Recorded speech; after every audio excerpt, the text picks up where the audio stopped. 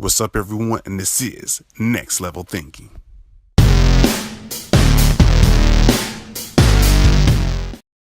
What's up, everyone? It's another episode of Next Level Thinking, where we always keep everybody inspired and take it to the next level, and so you can chase your dreams and much more. So we have a very special guest, but not just one, two. And to go ahead and announce to the people, what are your two's names? I'm Terika Haynes. I'm Orlando Haynes. And these are my special guests. So give a quick summary, a little bit about yourselves, so the audience knows more. I would probably definitely say that we are a husband and wife power team. We independently own and operate our own coaching and consulting firm for business owners, aspiring entrepreneurs, and career-minded individuals. Awesome. So, with this, what is build it up from the beginning? What helped you form this? What was the purpose and the guidance of it? Because everybody has the little backstory. Great question. Well, it definitely started from our corporate background, but I think more so it started from an intimate place. Prior to us coming together to launch Coupled for Wealth, we separately and independently had our own business endeavors that we were pursuing. My husband was into a different arena, like professional career development. He had a business that he was running and doing very well with it, and I was kind of in the event planning industry, but as my husband could say, more so a hobby than a business, because I really wasn't making any money, not doing much with it, but I wasn't really ready to let it go. And I would probably say for about a year, maybe a year and a half, my husband kept saying, we need to do something together, and I really never paid it too much attention. At the time, I was in a awesome position in corporate with a great company, climbing very quickly up the corporate ladder, so I really didn't take any of his pull to do something jointly too seriously. And then I remember one day everything changed. We were sitting in the bedroom and he asked me, what is your dream job? And I was like, whoa, that's deep. So I answered the question and he's like, I knew that's what you were going to say. So how quickly can we sell all of this wedding stuff? Wow, that's a question on the spot. That was definitely on the spot. So after that, I was home one morning sleeping, and all of a sudden the business name, the idea and the strategy came to me, of course, in a dream. And I called my husband on the way to work, and I kind of told him, I thought that immediately he was going to laugh and say, girl, just go to work. But he embraced the idea, the thought, the name of the company. He was excited, he was elated, and just basically he just worked very quickly to get everything in order, and that's my piece. I don't know what Orlando has to say. Well, go ahead, Orlando. You got the floor. Absolutely. So definitely, it went that way. The only piece I would change to that is, although my wife didn't, she was doing the event planning. She was highly sought after. So even to this day, even though that's not something she does full time, she's still sought after to help out with the event planning piece there. So it's not as though she didn't target it to produce revenue at first, but people were asking her from different parts of Florida, etc., saying, hey, can you come here? We'll pay for your flight to come here. We'll room and board you. Can you help us out? And I partnered with her on a few clients, and she's just extremely talented in that space, amongst other things. But long story short, yeah, that was the vision. I just knew my wife had some extreme talents that if we pulled those out of corporate and just put those into an engine, that would create wealth for us and for what we want to do for our community and our church. That was the better avenue to take. Awesome. So I'm gonna take a little step back.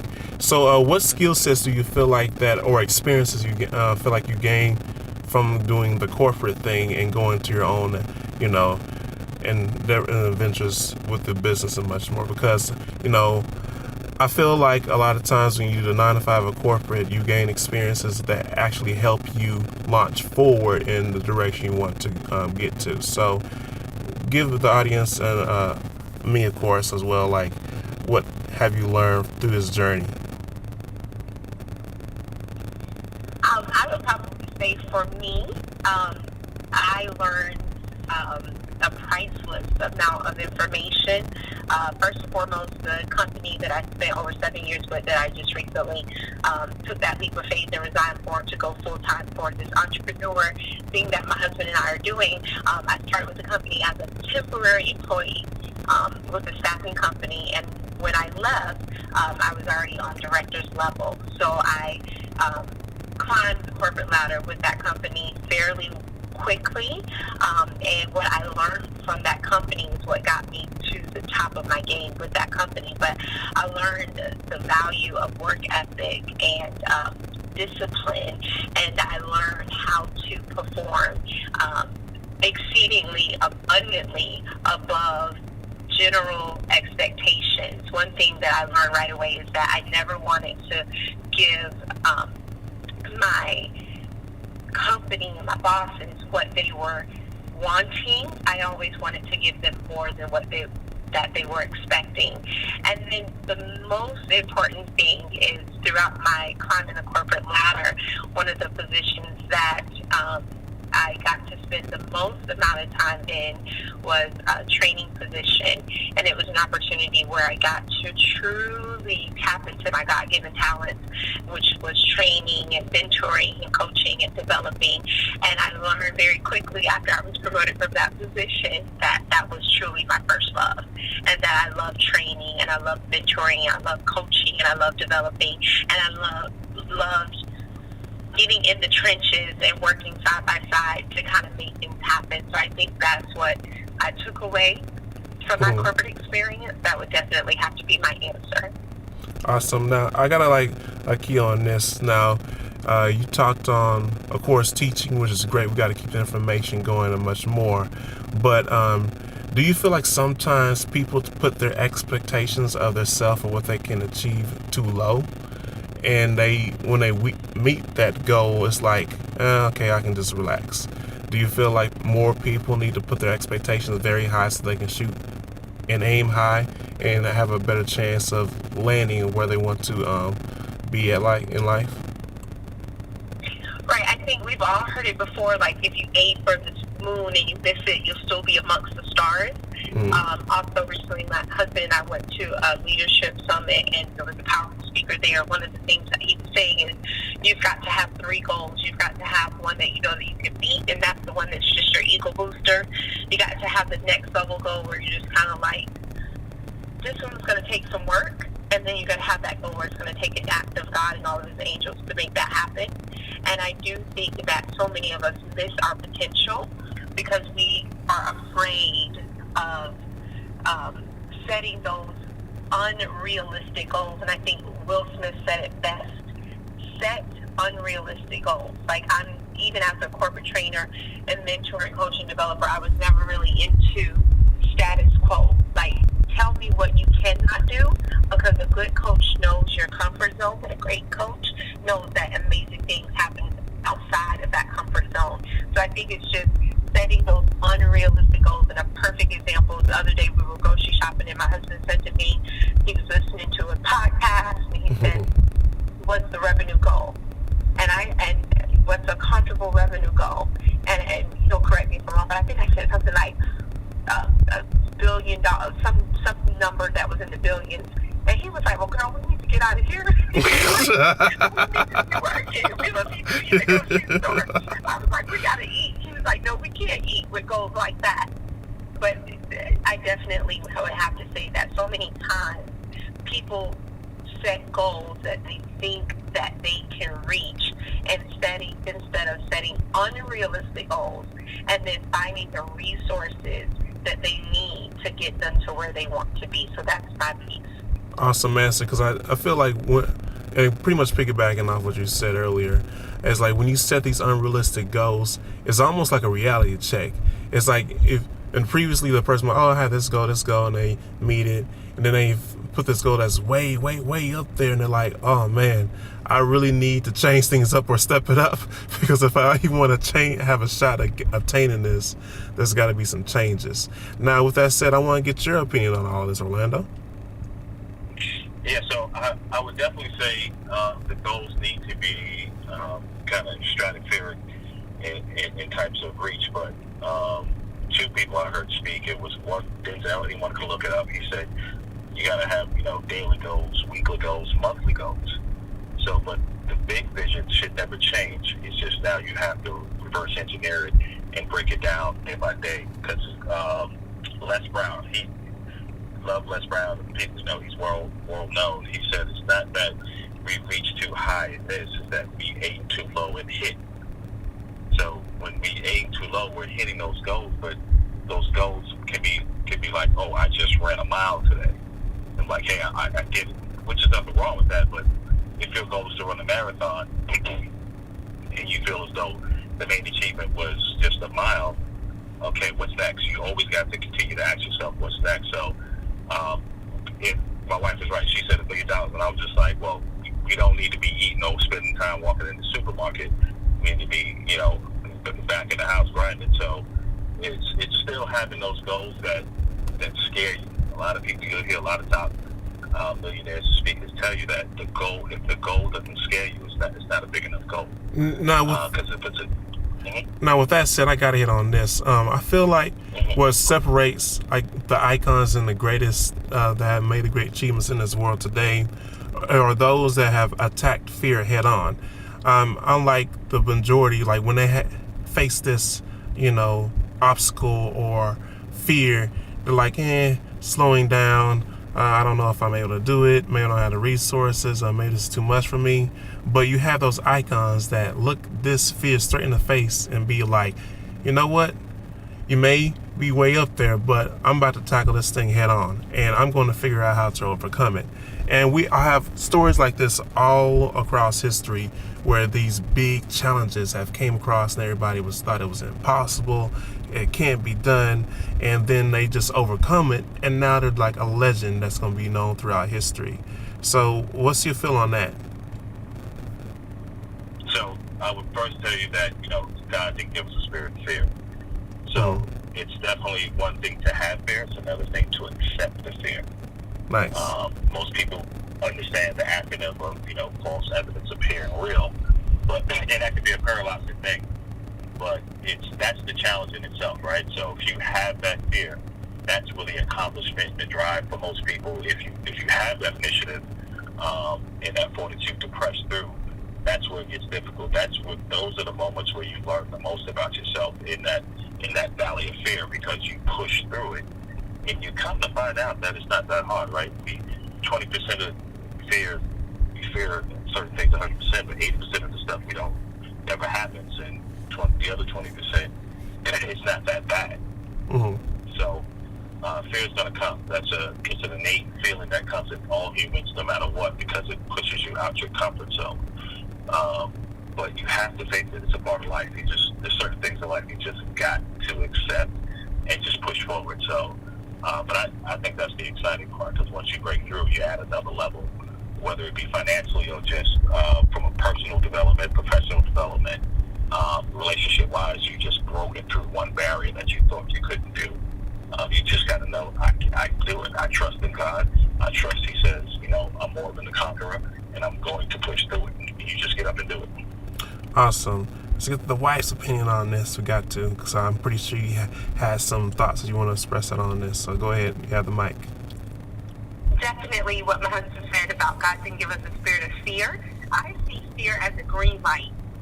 Fear is like, yes, go get them. What's up? What's next? Oh, I like that. Because if you're feeling fear about what you're supposed to be, about what you're about to do, or a step that you need to take, or a leap of faith, if you're feeling fear, typically it's because you're right where you're supposed to be. Because because the enemy is only going to resist you if you're going in the right direction. If you're not a threat to anyone or anything, fear is not going to come. So if you're feeling the fear, that's that green light to go. So anytime you feel fear, one of my girlfriends told me, she's a fantastic entrepreneur as well. She told me that she heard on another podcast, someone said, face fear and do it anyway. So if you see fear, to me, that's a green light. That's like, go, go, go. So that means you're right there. You're right where you are supposed to be. And the powers that be, that don't want you to be successful, that don't want you to break that force field, that spirit of fear will come up.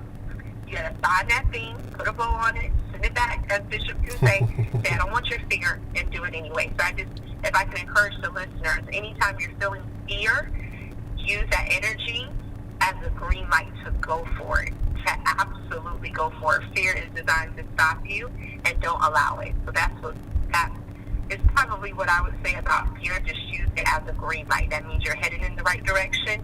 Go for it. Awesome answer. Now I want to shift it to this question right here. And what is the importance of working together? Of course, you have the stereotypes of separate and things like that, but I like a lot of what you two are doing, working together and having that time to get things done and staying focused. So to the audience, I guess I want to put the question in this direction. What is some advice you can give to the audience to help them understand the importance and the value of working together to achieve these big goals? That's a great question. I would probably say it's kind of like that slogan or that quote that says, we're all dream builders. We're either building our dream or we're building someone else's. Mm-hmm. You're going to work for somebody. You're going to work for yourself, or you're going to work for someone else. You're going to work with people in your cubicle, people in your office, a part in your department, in your HR office. You're going to work with somebody. So why not be working for someone or working with someone with like-mindedness? Awesome. So that's my motivating thing. You're going to work either way. We got to get that out of our minds. I know a lot of people don't support entrepreneurs and different things of that sort because, they're career-minded and all that good stuff, and we love career-minded individuals. We support them too. But you're going to be working for someone, so make sure that the person that you're working for and that you're working with, it's worth it all in the end. So I definitely, I know that kind of steered away from the parts of working together, but I think that's my personal answer. Especially, with me taking a leap of faith to go into our business full time and lead it while my husband's still incorporated and working part time for our business, is that I have to remind myself daily that I'm working with him to build something that is going to long outlive us. Awesome answer. Orlando, let's get your feedback. Absolutely. So, if I understand the question correctly, so as a couple, just to piggyback off what Terika said, as a couple, it's so important because the trust piece, right? Mm-hmm. You got to know that, I would never try to fire my wife, right? There's no fear in that. My wife would never fire me, so there's no fear in that. So we have a lifelong relationship of trust to build on that. So if we can share a bed and we can have children together, why not build a business? I mean, that would seem in our minds, that's like the next best thing. Kind of building your own complete world in day-to-day life. So working together, and nothing's perfect, but what we do that helps is hey, this is time that we're going to talk business talk. If the kids are going crazy, something's going on, we'll talk about that after this. But right now, this is business. So we have that regimen to where we know, hey, we can talk business. What are the clients that we have coming up? And I think overall, though, it's just for us, is that I go back to the trust. It's just a whole different level of trust, and I know that she has my back 100%, and I have hers. So if, God forbid, if we fail, even though that's not an option, but just for the listeners, we fail together, right? There's no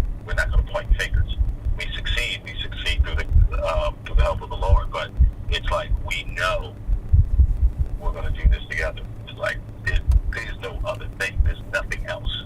This is absolute for us. So to have a partner to share that vision and that passion, there's nothing like it. Yeah, there's nothing like it. Awesome answer. So with that, I want to move to the next question is, what's like the next couple of goals you have as you two working together? Ooh, that's a great question. I know she was waiting for this one. Yeah, you see how she lit up right there. She's like, ooh. Okay, so definitely. So right now we are Couple for Wealth. Of course, is the CFW firm. We focus on, as you all already know, the coaching, consulting for striving entrepreneurs and individuals that are career-minded, looking to climb the corporate ladder. We just launched our baby that I'm super excited about. It's called Couple for Wealth Kids and Teens. Congrats. And basically, we're focusing on our youth. So anyone from the ages of 5 all the way up to the ages of 19, we're focusing on them as well. We're empowering them. We're equipping them. We are teaching them entrepreneur skills, collaboration, branding, social media, networking, marketing, how to make that money now. So by the time they're our ages, they'll have millions of dollars in the bank. So I'm really super excited about that. We've got an entrepreneur camp that's coming up where we're going to be pouring into those youth, helping them get their business plans together, their logos, their marketing, all of that stuff, so we can get them started on the right path. And then on a side note, we have our daughters, they're also launching their businesses this summer as well. Even our 4-year-old, she has a business plan and a business idea, and she's actually launching that this summer as well. So super, super excited about that. Man. And we're looking to make sure that we can get the firm up to a multi-million-dollar firm. Coaching and consulting is a billion-dollar industry, and we're looking forward to taking over that industry, or at least dominating it, being a major player in it. So I won't say anything else because I know we're on air. I'll let Armando answer.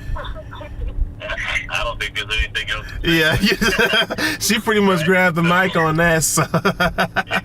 Exactly. I'm right there by her side. So that's what's coming next for us. So we're excited. Awesome. So I want to end this up with this. Like, where can they find you for more information on the big goals and much more? Because I'm pretty sure after that great little spiel that she just gave, they're like, okay, where can I find updates on this? Absolutely. So you can go to either our Facebook, which is Couple for Wealth, our website. We're going to add some upcoming stuff for the kids and teens. But our website is coupleforwealth.com. You can also follow us on Instagram. That's also at Couple for Wealth. But the Facebook should have some more updates and posts.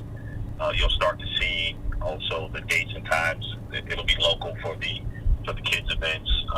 Also, my wife's going to be heading out to, I think, Atlanta soon to do a guest speaking event. We're also running the entrepreneur program at our local church. So we have a few things that are cooking now.